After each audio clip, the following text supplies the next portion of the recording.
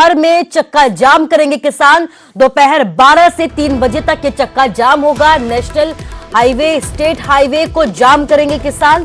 Delhi, NCR, UP, Uttarakhand में चक्का जाम फिलहाल के लिए नहीं होगा।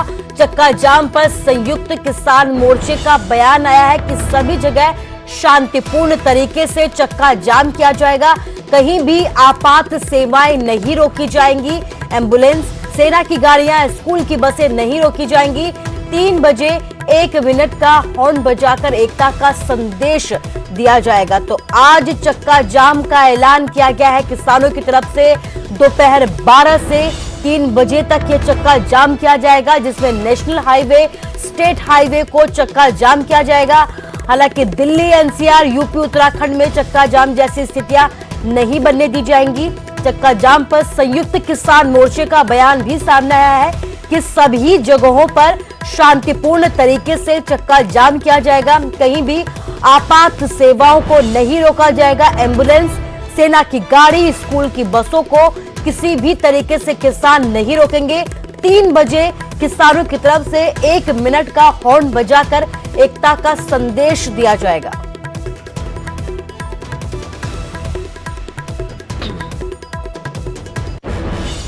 किसान और केंद्र सरकार के बीच गतिरोध जारी है। एक तरफ किसान दिल्ली के बॉर्डर पर बैठे हैं तो दूसरी तरफ उनका मुद्दा संसद में गूंज रहा है। राष्ट्रपति के अभिभाषण पर चर्चा के दौरान भी जमकर ज्ञान की बातें हुई, लेकिन समाधान के नाम पर हर कोई खामोश क्यों दिख रहा है? शनिवार को देश भर में चक्का जाम। सुरक्षा व्यवस्था के पुख्ता इंतजाम। बॉर्डर पर किसान, सदन में संग्राम। बहुत हुआ गया, बताओ समाधान। सबसे बड़ा सवाल यही है कि आखिर कहां है वो अलादीन का चिराग, जिससे किसान आंदोलन का हल निकाला जा सके। शनिवार को देश भर में चक्का जाम होने वाला है, हम आपको उसके बारे में बताएंगे।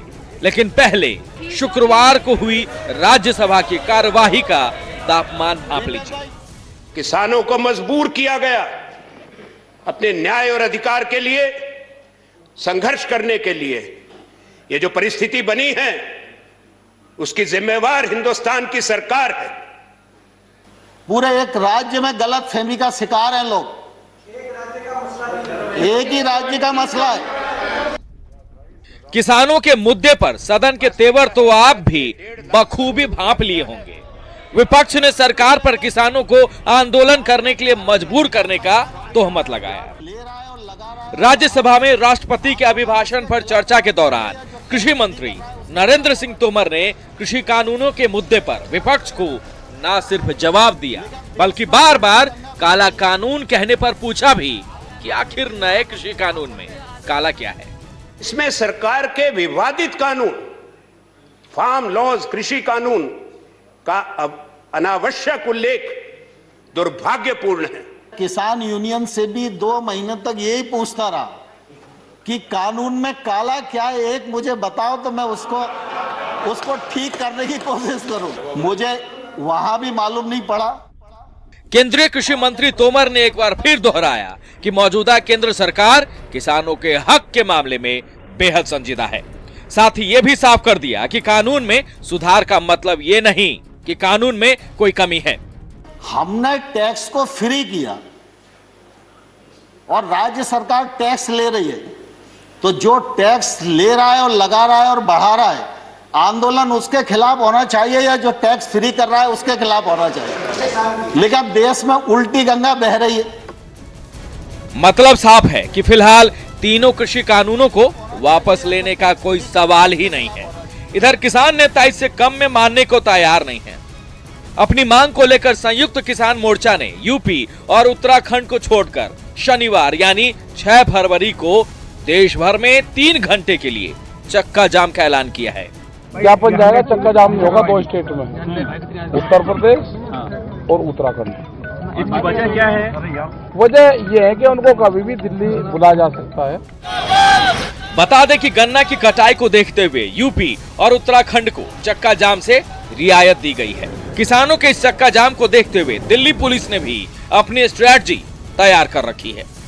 दिल्ली के अंदर जितने भी जिले हैं उनके जिले के डीसीपी और जो पुलिस फोर्स उनकी तैनाती सेंसिटिव पॉइंट्स पर और बॉर्डर्स पर रहेगी। सुरक्षा व्यवस्था के पुख्ता इंतजाम बेहद जरूरी हैं, क्योंकि अभी 26 जनवरी को लाल किले पर जो हुआ, उसके बाद दिल्ली पुलिस अफवाहों को बढ़ावा देने वाले सोशल मीडिया पर भी नजरें जमाए बैठी है। चक्का जाम के बहाने किसी भी प्रकार का मिथ्या और भ्रांति ना फैलाया जाए, दुष्प्रचार ना किया जा पाए, जो इसके वो प्रिवेंट करने के लिए हमारी टीमें लगातार सोशल मीडिया के ऊपर नजर रखे हैं। आपको बता दें कि दिल्ली एनसीआर में केंद्रीय रिजर्व पुलिस बलों यानी सीआरपीएफ की 31 कंपनियों की तैनाती 2 हफ्ते के लिए और बढ़ा दी गई है। दिल्ली में तैनात सीआरपीएफ की सभी यूनिट से कहा गया है कि वे अपनी बसों पर लोहे की जाल लगा लें। यकीनन इससे हिंसा और साजिशों पर तो लगाम लगाई जा सकती है, लेकिन कोई हल नहीं निकाला जा सकता। Bureau report, news 18 network.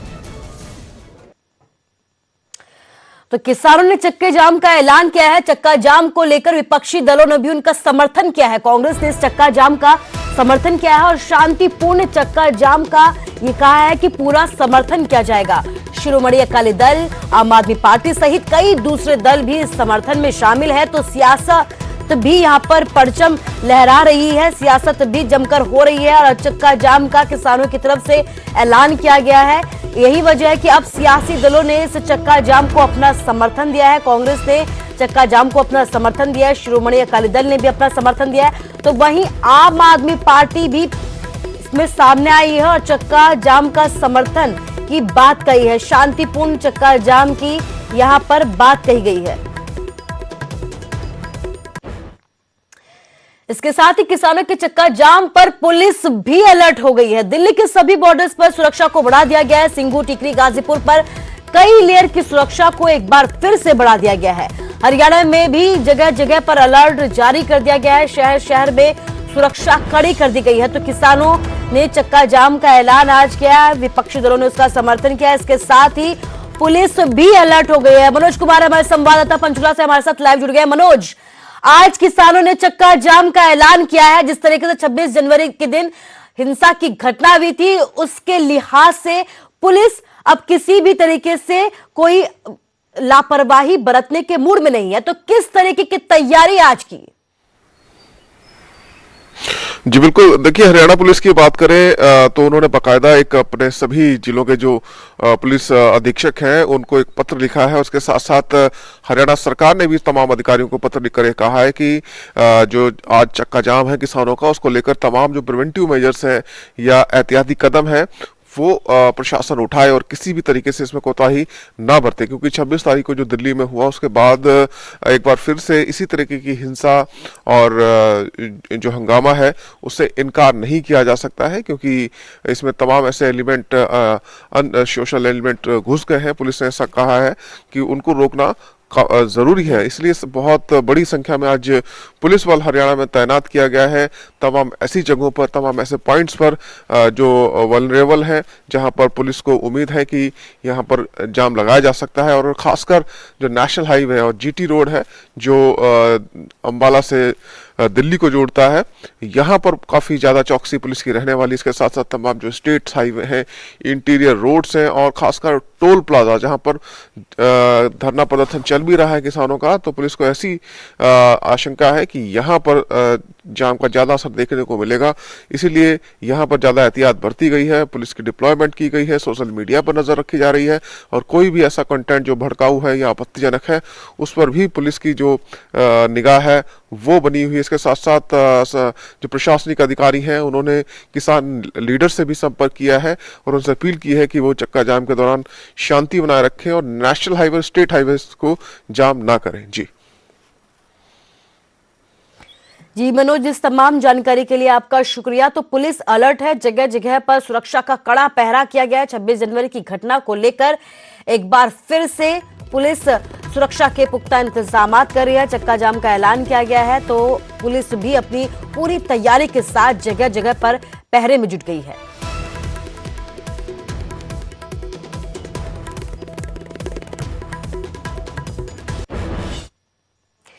कृषि मंत्री ने कहा कि खून से खेती कांग्रेस कर सकती है, बीजेपी नहीं। उनकी इस टिप्पणी का कांग्रेस ने पुरजोर तरीके से विरोध किया है।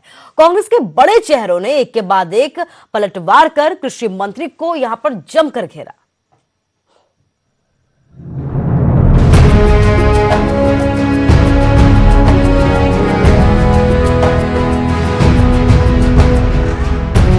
श्री नरेंद्र सिंह तोमर जी। राज्यसभा में बात कृषि कानूनों से शुरू हुई, पर इसके बाद इतिहास के पन्ने पलटती गई। किसान किसानी से होते हुए दंगों तक जा पहुंची। कृषि मंत्री नरेंद्र तोमर ने कहा कि कांग्रेस उन्हें खेतीबाड़ी के बारे में ना समझाए। बीजेपी सरकार अच्छी तरह से जानती है कि खेती कैसे की जाती है और क्या होती है, लेकिन कांग्रेस तो सिर्फ खून के साथ खेती करना जानती है। मैं कहता हूं कॉन्ट्रैक्ट फार्मिंग के एक्ट में कोई एक प्रावधान बताए, कोई एक प्रावधान बताए। खड़गे जी, खड़गे जी दुनिया जानती है, खड़गे जी दुनिया जानती है, पानी से खेती होती है, खून से खेती सिर्फ कांग्रेस ही कर सकती है। भारतीय जनता पार्टी खून से खेती नहीं कर सकती। कृषि मंत्री ने जैसे ये बात कही, कांग्रेस की तरफ से पलटवार शुरू हो गया। इसको यही एक बदकिस्मती है कि ਜਿਹੜੇ ਸੰਦਰਭ ਚ ਕੀਤੀ ਹੁੰਦੀ ਉਹਨੂੰ ਸਾਰਾ ਜ਼ੋਰ ਇਹ ਲਗਾ ਦਿੰਦੇ ਆ, ਉਹਨੂੰ ਉਹਦਾ ਉਲਟ ਮਤਲਬ ਕਰਕੇ ਦੱਸਣ ਦੇ ਵਿੱਚ। ਖੂਨ ਦੀ ਖੇਤੀ ਤੇ ਇਹ ਸੀ ਕਿ ਜਿਹਦੇ ਕਰਕੇ ਅੱਜ 100 ਕਰੀਬ ਪੌਣੇ 200 ਦੇ ਕਰੀਬ ਜਾਨਾਂ ਜਿਹੜੀਆਂ ਨੇ ਜਾ ਚੁੱਕੀਆਂ ਨੇ, ਲੋਕ ਬਾਹਰ ਠੰਡ 'ਚ ਬੈਠੇ ਨੇ, ਮਰ ਰਹੇ ਨੇ, और आज किसान अपने खून पसीने नाल जिहड़ी कीती हुई खेती उन्हें बचाने की कोशिश कर रहा। सीरीज के लिए 20,000 करोड़। अब सियासतदानों में खेती की जगह खून की खेती पर बहस छिड़ गई है, लेकिन दिल्ली की सरहदों पर 2 महीने से ज्यादा वक्त से बैठे किसान पूछ रहे हैं कि उनसे खेती पर और कृषि कानूनों पर कब बात होगी, उनके मसले का हल कब निकलेगा। Bureau report, news 18। तो वहीं पटियाला में बॉबी देओल की शूटिंग का विरोध किया गया है। किसानों ने वेब सीरीज की शूटिंग का विरोध जताया है। पहले जानवी कपूर की शूटिंग का भी विरोध किया गया था। कृषि कानूनों को लेकर लगातार विरोध किया जा रहा है। इसी विरोध के बीच अब जो शूटिंग की जा रही है फिल्म स्टार्स की तरफ से, उनका विरोध किया जा रहा है। और इसी कड़ी में अब पटियाला में बॉबी देओल की शूटिंग का भी विरोध किया है। किसानों ने वेब सीरीज की शूटिंग का यहाँ पर विरोध किया है। आपको बता दें कि जितने भी फिल्म स्टार शूटिंग कर रहे हैं अभी फिलहाल के लिए उनका विरोध जताया जा रहा है। इसी कड़ी में बॉबी देओल की शूटिंग का भी यहां पर विरोध किया गया किसानों की तरफ से।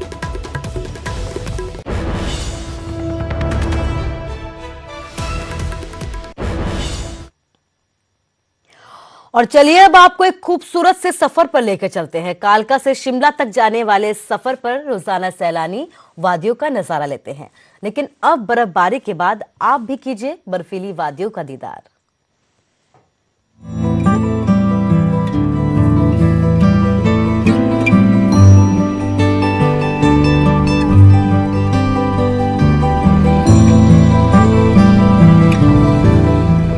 बर्फीली वादियों के बीच ट्रेन का ये सफर स्विट्जरलैंड के नजारों को भी फीका कर रहा है। देवभूमि पर कुदरत की इनायत हुई। आसमान से सफेद फाहों ने बरसकर हरी वादियों में जादू भर दिया है, कोरोना काल के अंधेरे को दूर कर दिया है।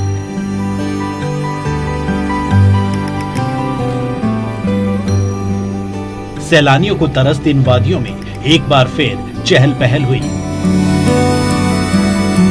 और इस चहल पहल में चार चांद लगा रही है कालका शिमला हेरिटेज ट्रैक पर दौड़ती हेरिटेज ट्रेन, जिसमें सफर करने का ख्याल हमेशा सैलानियों में रोमांच भर देता है।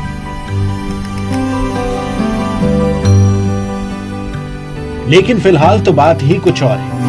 शिमला में बर्फबारी हुई है और इस बीच ट्रेन चल रही है। बसें जो है सुबह के समय बंद है, तो तस्वीरें हम आपको दिखाना चाहेंगे। समर हिल से जो है हम अब शिमला स्टेशन की तरफ निकल रहे हैं। तस्वीरें आपको यहाँ से दिखाते हैं। आप देख रहे हैं कालका शिमला हेरिटेज ट्रैक पर बिछी कुदरत की खूबसूरती की तस्वीरें।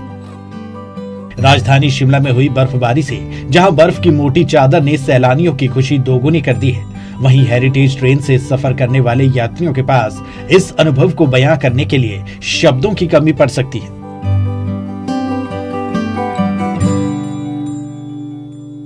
बहुत बहुत बहुत मजा आया। तारा देवी में रुकने का एक अपना अलग ही एक्सपीरियंस और मजा रहा, जिसे देख करके बिल्कुल मैं तो बहुत खुश हूँ, बहुत ही ज्यादा खुश हूँ। बहुत कम लोगों के नसीब में होता होगा कि जो बर्फ गिरते हुए और गिरी हुई देखे। कल तो हम लोग स्नो फॉलिंग देखे थे, गजब का मजा आया, लाइव स्नो फॉलिंग।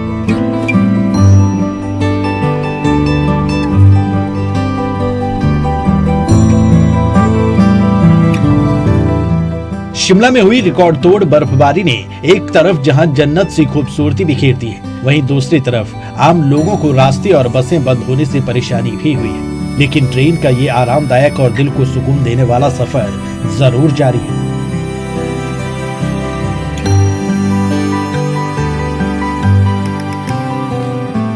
बर्फबारी बहुत भारी बर्फबारी हुई है, 2.5 से 3 फुट बर्फ पड़ी है। शिमला स्टेशन भी उसी में बहुत ज़्यादा बर्फ अभी भी आप देखेंगे बाहर पड़ी हुई है। लेकिन हमने शिमला से चलने वाली सारी की सारी गाड़ियाँ चलाई हैं। वो गाड़ियाँ थोड़ी देरी से चली हैं, जैसे आधा पौना घंटा देरी से कोई गाड़ी चली है, क्योंकि हमें कांटे वगैरह बनाने में दिक्कत आ रही थी। लेकिन हमने सारी की सारी गाड़ियाँ जो कालका जाती थी उनको कल चलाया है।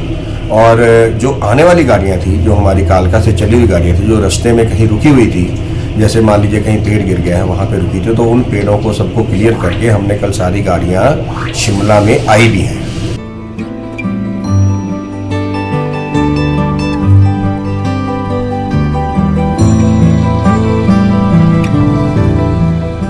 इस ट्रैक की खूबसूरती ये है कि टेढ़े मेढ़े रास्तों और सुरंगों से होते हुए लोगों स्वदेशी विमानों ने हवा में उड़ानें भरी और दुनिया के सामने अपना लोहा मनवाया।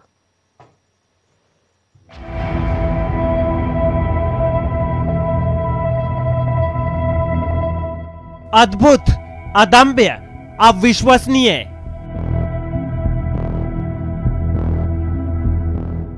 ये आसमान में भारत का दम है। ये आत्मनिर्भर भारत का आसमान में परवाज है।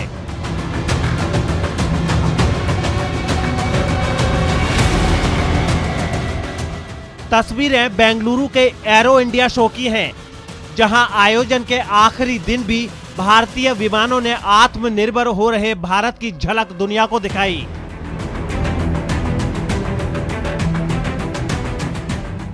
ये तस्वीरें सूर्य किरण टीम की हैं, जो हवा में भारतीय वायुसेना की शक्ति का शानदार प्रदर्शन कर रही हैं।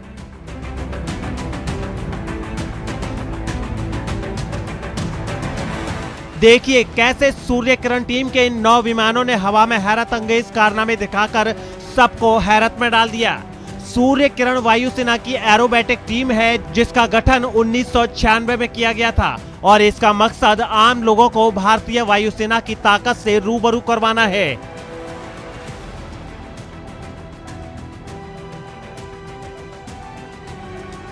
तस्वीरों को देखकर आप इसका अंदाजा खुद लगा सकते हैं। आयोजन के आखिरी दिन हिंदुस्तान एरोनॉटिक्स लिमिटेड के बनाए गए लाइट कॉम्बैक्ट हेलीकॉप्टर भी बेंगलुरु के आसमान में नजर आए। एरो शो की शुरुआत से ही इस हेलीकॉप्टर ने वहां मौजूद लोगों को अपना हुनर जमकर दिखाया।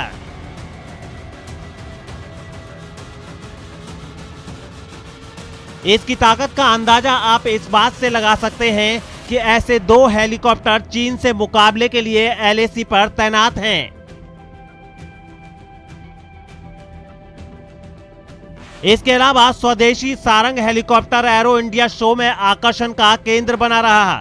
सारंग हेलीकॉप्टर ने भी शो के तीनों दिन शानदार करतबों से सबको हैरत में डाल दिया।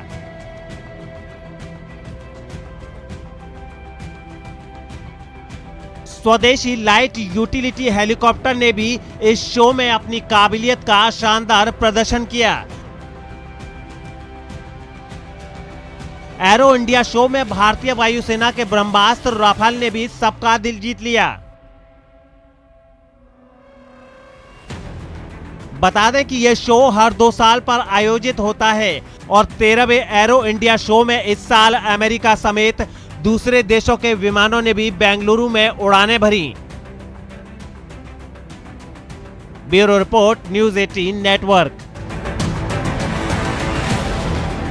इस न्यूज़ हेडलाइंस के प्रायोजक हैं ESS ग्लोबल स्टडी वीजा ਲਈ ਇੱਕ ਭਰੋਸੇਮੰਦ ਨਾਮ apply for Canada UK Australia.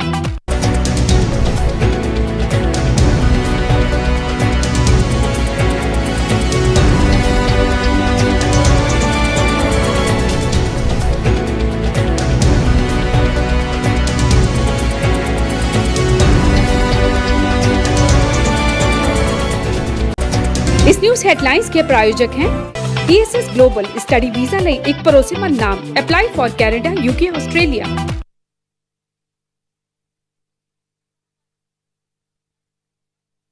जिससे कि पूरा देश इस विपत्ति का एकजुट होकर मुकाबला कर सके। वैक्सीनेशन के ऐलान के बाद जरूरत है कि हम सभी अपना सर्वश्रेष्ठ योगदान दें, जिससे हम एक साथ इस वायरस को हराने की तरफ अपने कदमों को आगे बढ़ा सकें। और नेटवर्क 18 इस मुहिम में हर कदम आपके साथ होगा। जब तक सभी सुरक्षित नहीं होते तब तक कोई सुरक्षित नहीं होगा। इसी सोच के आधार पर हमारे कैंपेन संजीवनी का लक्ष्य ये सुनिश्चित करना है कि वैक्सीन पाना सभी भारतीयों का समान अधिकार है।